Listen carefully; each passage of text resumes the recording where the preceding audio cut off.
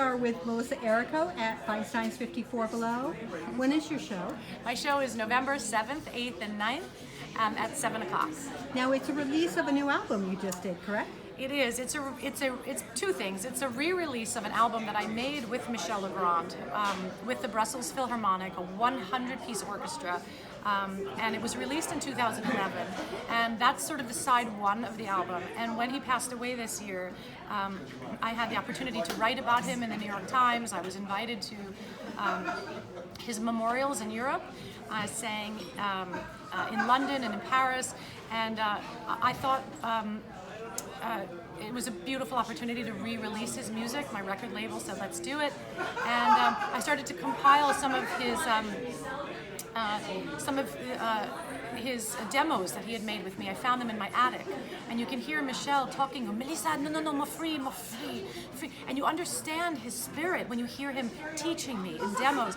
And so there's 6 demos of him playing the piano. And then for a few days, he brought a drummer in named Steve Gadd, a great drummer, and Dave Fink on bass. And we did some studio demos. And I said, okay, so I'll re-release the album with the studio demos. And then I have recorded some music over the years. One was a film song, and I thought it might be his last composition. So I called the famous Bergmans, and I said, was Hurry Home from 2017 the last song that Michel ever wrote? And Marilyn said, no, Melissa, the last song he wrote is this, and we would love if he would sing it. And they emailed me the last song he ever wrote.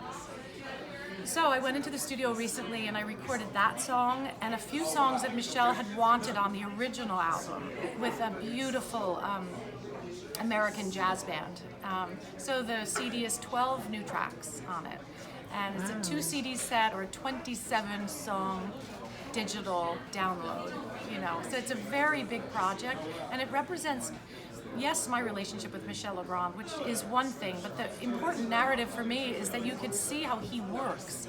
You could hear how he plays his own hit songs. He's so free. He's so happy to be free. He was an unencumbered person. It's unlike some composers where there's a right way to do it, and this is the song I wrote. Michel doesn't believe that. He believes that you keep going and exploring. And now that he's gone, I hope that I will assess him as a mentor that'll let me, maybe from here forward, though I'm doing a tribute to him, find my own voice and my own music. So is the last song, is it the first time it's been recorded? Yes. Wow, so yes. It's a brand new premiere. It's a brand new premiere, and actually last Friday, or I guess the date there would be November 1st, People magazine did a world exclusive of the video, and so the video is online. Yeah, of the song. Oh, yeah. wow. Yes, I hope you enjoy it. If you had to choose from all of the songs in the album, or of Michel Legrand, which one would be the one that touches your soul the most? I think right now the song that touches my soul the most is the last song he ever wrote, because I didn't get to play it with him. And yet I understand it because I understand him, and it's the only song he didn't teach me. Oh, that makes me want to cry. It's the only song he didn't teach me, and I know how to do it. I understand him so well, and I know what he means, and I know what the Bergmans mean, because the Bergmans are married so long, and it's a song sung by a widow. She's going through her wedding pictures, and she is remembering this long relationship. And it's a retrospective of long love, and the upshot of it is we had fun. The person singing remembers everything, and on top of everything, what she remembers the most was the fun.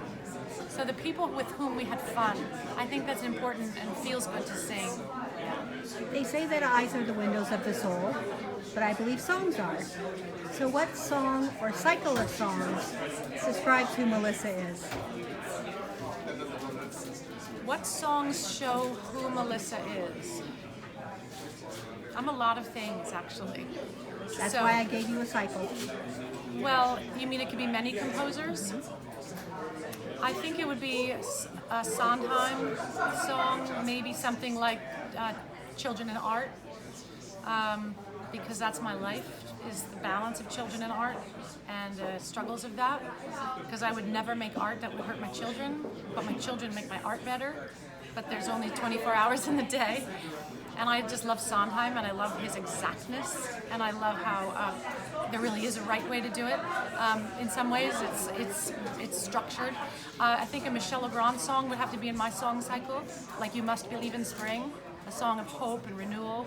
The Bergmans reinvented a French lyric for Michel, and I think a song like that is very healing. And I think I go to music to soothe not just myself but others with beautiful, hopeful ideas. And then maybe a Rodgers and Hart song, because I am a bit of a flirt. So you've got me off. I'm just scatting here, but. A Rodgers and Hart song, I don't know, like maybe "There's a Small Hotel" or something, happy and winky like that, because I also love that era because it makes me feel joyful. You know? And when are you playing at Feinstein's again? I'm singing November 7th, 8th, and 9th, the very French and flirty music of Michel Legrand.